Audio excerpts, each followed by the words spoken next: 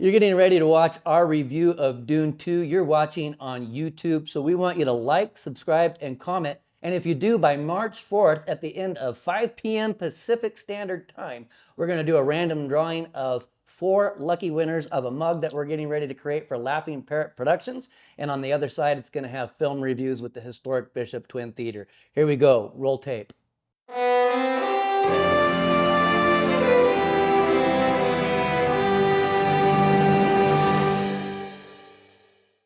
I'm Jason Brown. We're at the historic Bishop Twin Theater here in Bishop, California, in the new Roaring Twenties bar upstairs that anybody the age of 21 and older can come and attend. We just got done watching Dune 2, which is 2 hours and 46 minutes, rated PG-13. It's about Paul Atreides unites with Chani and the Fremen while seeking revenge against the conspirators who destroyed his family. Facing a choice between the love of his life and the fate of the universe, he must prevent terrible future only he can foresee. So to my side over here, I've got Jimmy T. I've got Ethan Jacobson and our film historian down at the end, Chris Langley. In Jimmy typical fashion, I'm going to ask his questions. 1, did you like the movie? Yes. E. Yes. Chris. Yes. Okay.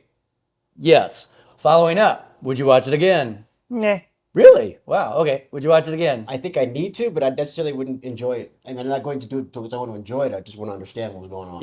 Okay. Chris. Yes, I would. Okay. So now it really comes down to this: whether I know that they're trying to phase out physical media. There are certain movies, as we've seen with Oppenheimer, 4K had just sold out the first week it came in. Would you buy this? No. No. Yes. Really? I neither bought Dune 1 or Dune 2. It's been readily available to watch online. But I don't know. I don't want to give anything away, so considering that I might.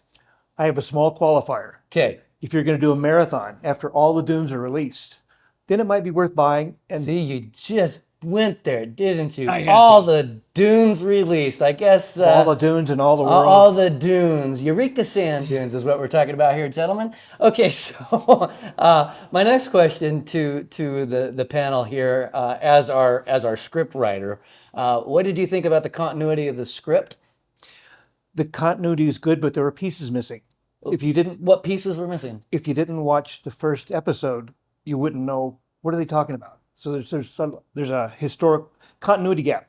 Okay. But some of the language is just kind of stilted. Like I am reading.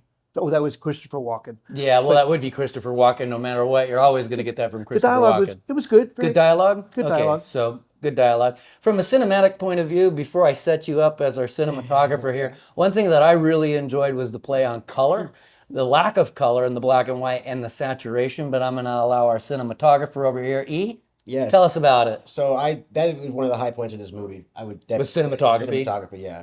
For me personally, but I'd say just on a whole. I mean, it was to speaking to the saturation and the coloring. I mean, that was pretty awesome. It was a little distracting to me sometimes, to be honest with you. It changed quite drastically. Abruptly, yeah. It Yeah. kind of took me in and out of it. Not to give anything away, but Right. there was that one scene where it was highly saturated, and Yeah. then they went in close on the Fremen, and they were in like color. Yeah, it was almost like when you walk in from outside from a bright day, you go into a room. I think that's kind of what they were trying to accomplish. then they accomplished it. They did a good job. But like E said, the beauty is kind of distracting. It was exactly. It was. Okay, so before we get down to our historian, let's talk about one more thing, and this is something that Jimmy pointed out in the movie. And once he pointed it out, he really literally ruined the movie for us. So we're hoping to do the same. Exactly, it's that the cinematographer with the camera on the freehand. I didn't understand in the majority of the scenes when they're having dialogue why the camera was going up and down Right. and in different angles, and I found that to be distracting personally. Yes. Do either of you have insight as to why they chose that stylistic of film? I wish I did, but I don't. You don't, And I yeah. actually need to go check the first one and see if it did the same thing. Right, I mean, that's exactly where It's my almost mind like went Hugh Grant to. became its own character. It's part of the movie. And maybe that's what the director was trying to portray. I don't know. I found it to be distracting. If the set is small, you go to handheld. But there's no reason not. I mean, they're in the desert. It had to have been a choice. They Had to made be- Oh, it was a physical choice because you Yeah. could see when they were in. I kept trying to think, are they trying to make us feel unsteady? But it didn't feel like a scene that we should feel unsteady. Right. Were they trying to just give natural motion to it so it didn't feel like it was static? I have no clue. And I'd have to rewatch it to see did it only happen at certain times when there's certain characters. on. Larry, cue it up again. We're Yeah, going one more exactly. time. So we are going to watch it. Unsteady cam by. Down to the film historian here. Yes. Is this one for the history books? Yes. Okay, why? I think it's the greatest sci-fi film that really has been made in the last 50 years. And Wow. it tells an amazingly So complex story, and it's gorgeous, and there are so many issues being discussed at the same time. It's just brilliant. I disagree. I would think Well, that I Ian and I always- would I both always come have- jumping out of our chairs that 1980 Empire Strikes Back would have been one of the greatest sci-fi movies in the last 50 years. Yeah, 2001. I'm willing to go with Galaxy Star Quest? Wars as well. So I would say But in I the think- last I think- 40 years, then I this think was the best sci-fi. storytelling in this is wonderful because it combines so many different cultures and mythological themes, and I just thought it was brilliant. Yeah, There- And I it's do really- have to. It focuses on the people instead of the big machines, which I Yeah, that's kind of true. really liked as well. Okay, I watched a review last night, and this might be controversial among you, but the guy that I watched said that the whole first hour was entirely a love scene and that you hardly see any other characters, and I 100% disagree with that. There Yeah. is a love scene going on, That oversimplifies it. but it is not the entire first hour It's of the a movie subplot. at all. It's a subplot. And I thought all the other characters had plenty of time, and there's a lot of action. I mean, a ton of action happening in between that.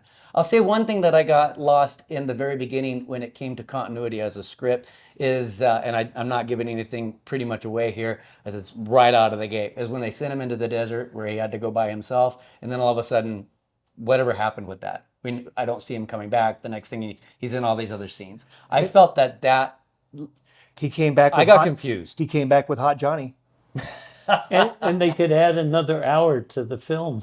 Yeah, well, that's maybe they did. Yeah, like exactly. maybe when we see the director's cut, there's an entire scene there that got cut that caused that confusion for me. Or maybe I'm just a complete 100% parrot moron. I want you guys, if you don't want spoilers, or if you're watching on Bishop Twin Theater's website, it'll be cut here. You'll want to go and watch the rest of this interview in its entirety at LPP TV, because we're going to get into actually discussing characters and potential spoilers for the movie.